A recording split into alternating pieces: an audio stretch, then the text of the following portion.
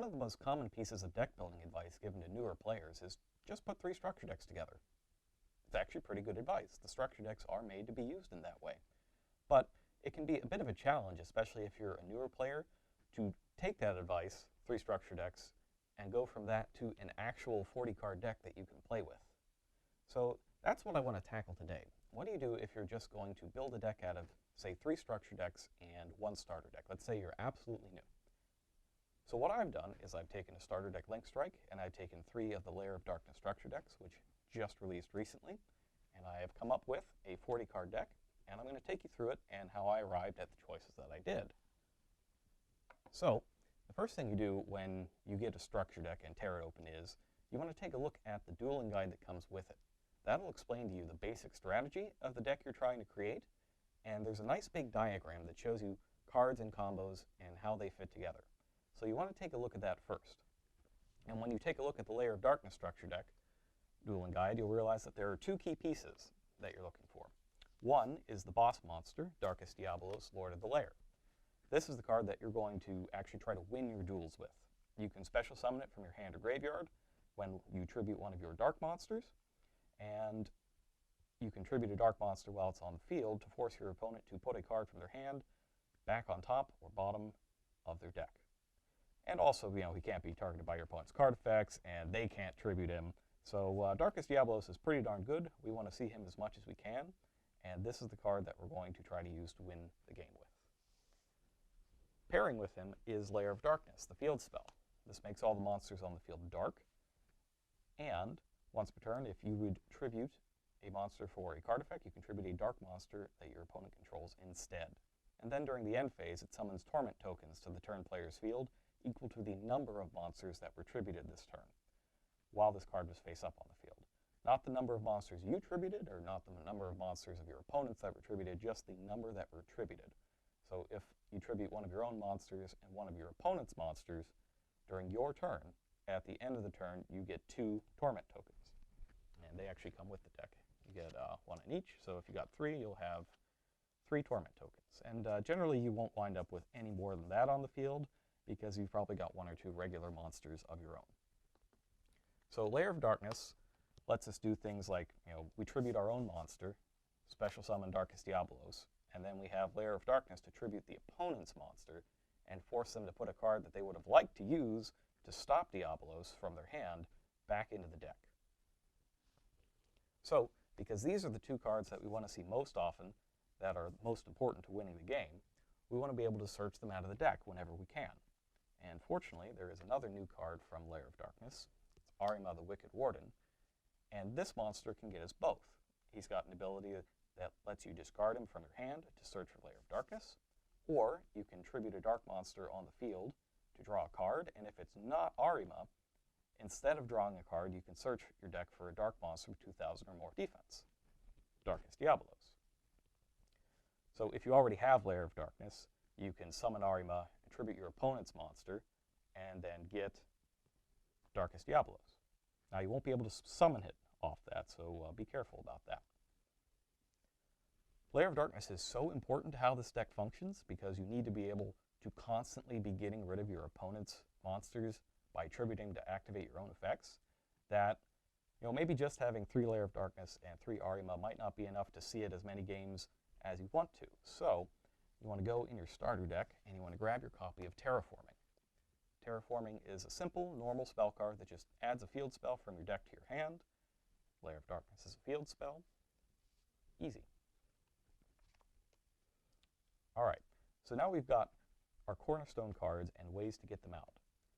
Now what we want is a source of constant tributes that can get us more cards.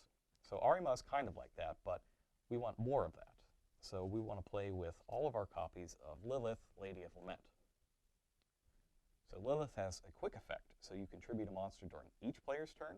That means that she's good removal on your turn to clear the way for an attack, and she's good at disrupting your opponent's combos on their turn. And both times when you do it, you get to look through your deck for 3 normal traps, show them to your opponent, and they pick one at random and it gets set to your field. So you can get more traps out of your deck to defend yourself and keep your own strategy moving forward. One thing to note with Lilith, she does shrink down to 1,000 attack points if you normal summon her. If you special summon her, she's fine. And another notable thing is that even if her effects are negated, you can still activate them. And this is important because your Lair of Darkness deck includes a copy of Tour Guide from the Underworld, who can summon a level 3 Fiend monster from the deck, but its effects are negated. So, with your copy of Tour Guide, you could normal summon her, special summon Lilith, and then, as long as you have at least 3 traps in your deck, you can just use Lilith's effect as much as you want. You'll never run out of traps because it's negated each time. But tributing is a cost. So you can just summon Lilith with Tour Guide, she's 2,000 attack, tribute your opponent's monster, get some attacks in, and then whenever you want during your opponent's turn, you can just tribute their monster. It's a very powerful interaction, so you definitely want to include your copy of Tour Guide. Now with Tour Guide, we want to keep in mind that if you're playing in the advanced format, Tour Guide is currently a limited card, so you can only use 1 copy of her. You do want to be able to see Tour Guide as much as possible, though, so there is a way to search it out. Your starter deck has a copy of Sanguine. Sanguine, if you send from the field to the graveyard, gets you a 1,500 or less attack monster from your deck, but you just can't play it that turn for the rest of the turn. So Sanguine is a great card for tributing because you get a card back when you do it. One of the classic combos with Sanguine was to tribute it for Crush Card Virus back in the olden days. And you do get Crush Card Virus in this deck as well, but we'll talk a little bit more about that later. Now, Sanguine doesn't have to just get Tour Guide. We want to have a couple more cards that we can search for Sanguine. 2 good ones, and these are both from your starter deck as well, are Effect Veiler and Battle Fader. Now, sometimes it can be a little difficult to set up the combos that you're looking for. You want to be able to survive long enough to do that, and Battle Fader's ability to block attacks and end battle phases gives you an extra turn, and being able to use Effect Veiler to interrupt a key part of your opponent's combos is another way to buy yourself more turns to draw into the cards you need. So I definitely play both of these along with Sanguine. Now, one of the things that happens when you play this deck, and it might not seem like a problem when you're first thinking about it, is your field can fill up with torment tokens pretty fast. And if you don't have anything to do with them or ways to get rid of a lot of them, it can stop you from doing some of your other plays. So there's a few things we can do about that. Now from your starter deck, you've got 3 Link monsters. You've got Link Spider, Decode Talker, and Honeybot. Honeybot isn't particularly useful here, but Link Spider is. Link Spider is just made of 1 normal monster, and tokens are all normal monsters. So you could take one of those tokens that you get from Lair of Darkness and just turn it into a Link Spider over here. And then you could combine the Link Spider with 2 regular monsters and make Decode Talker. Another thing that you could do with all those torment tokens is feed them all to Duke Shade, the Sinister Shadow Lord. So Duke Shade might not seem like a whole lot, because he starts at 500 attack points, and you can special summon him from your hand by tributing any number of dark monsters. Now, Lair of Darkness only lets you tribute one of your opponent's monsters, so the rest have to come from your field. And that's basically, torment tokens are perfect for this. So if your field's locked up with torment tokens, you contribute 3 of them, and one of your opponent's monsters, and Duke Shade will come out at 2,500. Now you can also retrieve high-level dark monsters from your graveyard when you do. Darkest Diablos is one of them. You don't necessarily need to retrieve him in that way because he can be special summoned from your graveyard. But if you were playing some of the other higher-level dark monsters, and I am playing at least one of them in my 40-card deck, that's Caius the Mega Monarch. You can just run 1 copy of Caius the Mega Monarch, and if you have to use it again, Duke Shade can get it back for you. And because he's a special summon, that leaves your normal summon open to actually play Caius. So I do think Duke Shade is very important if you're just going to build a deck off of 3 structure decks and 1 starter deck. So I'm going to use all 3 of him. And it's also worth noting that you can search him out with Sanguine as well. Now I want a little bit more aggression in this deck. One of the things I really like about that Lilith and Tour Guide combo is that it's very aggressive. You get a 2,000 attacker that can tribute quite a lot. And there's another monster in the Lair of Darkness deck that can do very similar things, and that is Infernal Dragon. So Infernal Dragon's just 2,000 attack, level 4 dragon, but in the end phase of the turn, if he attacked, he self-destructs. But also, anytime this card is destroyed and sent to the graveyard, you can tribute a monster to special summon it back from your graveyard.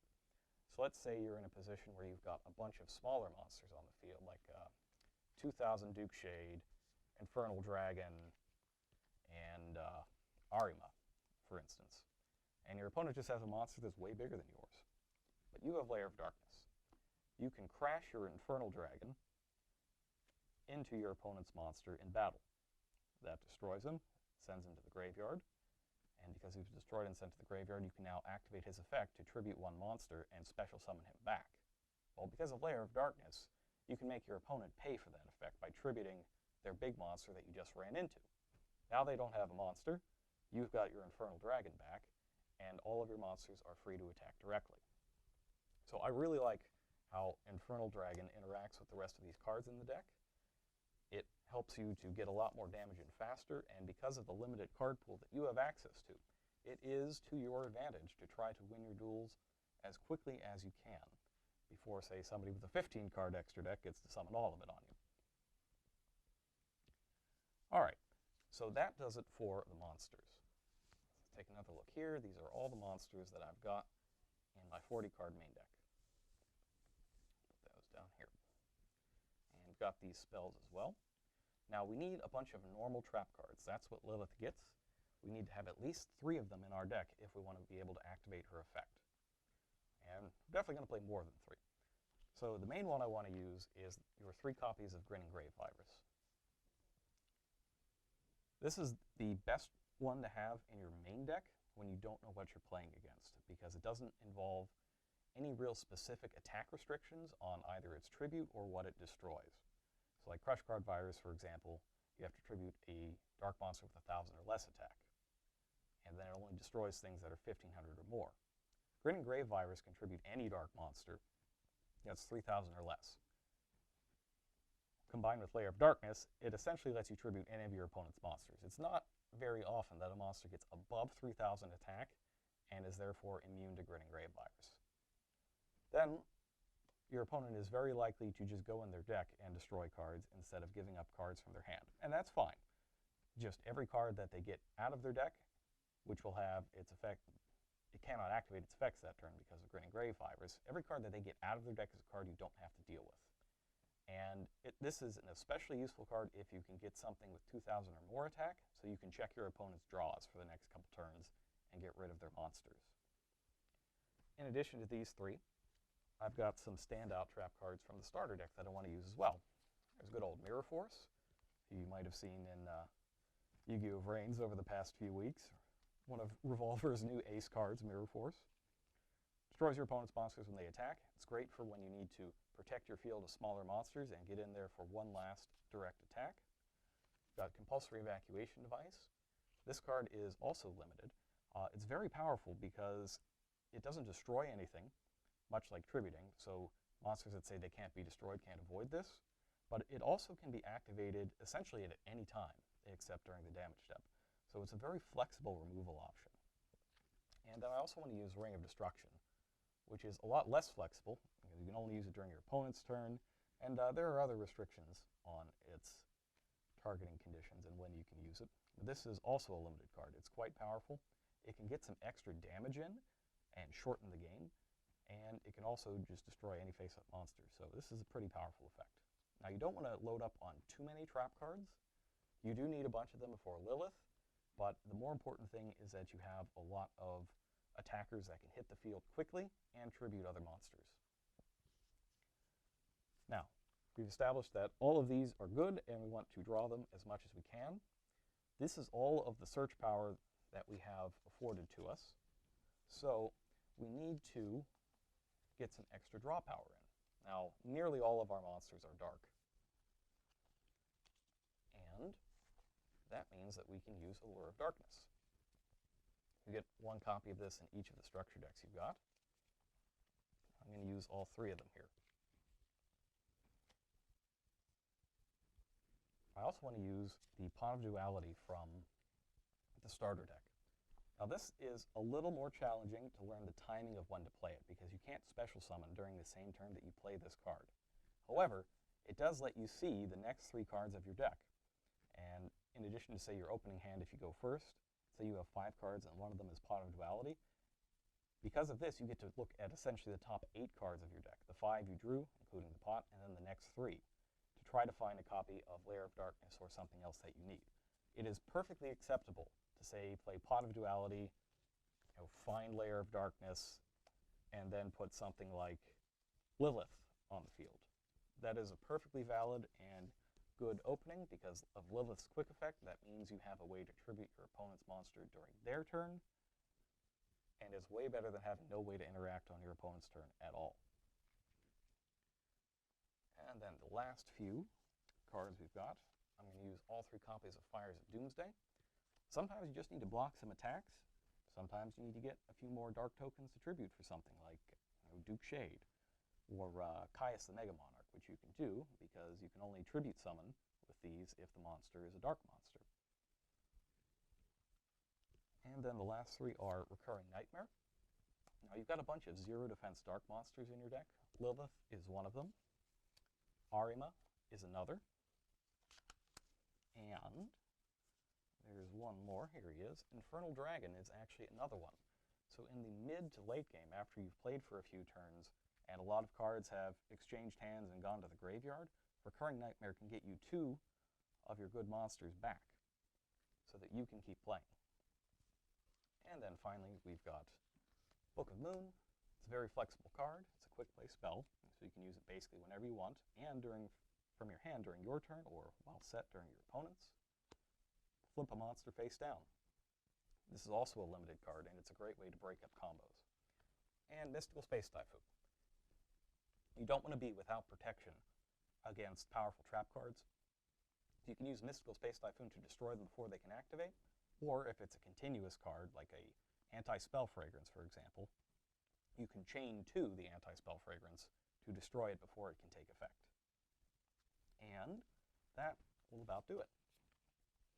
So that's what I've come up with from 1 starter deck, 3 structure decks. Hopefully, if you've been given that advice, this helps you, or if you're thinking about giving that advice to another player at your local shop, you can give them a little pointer towards this, or just help them out on your own. Structure decks are a great way to both get into the game and build new strategies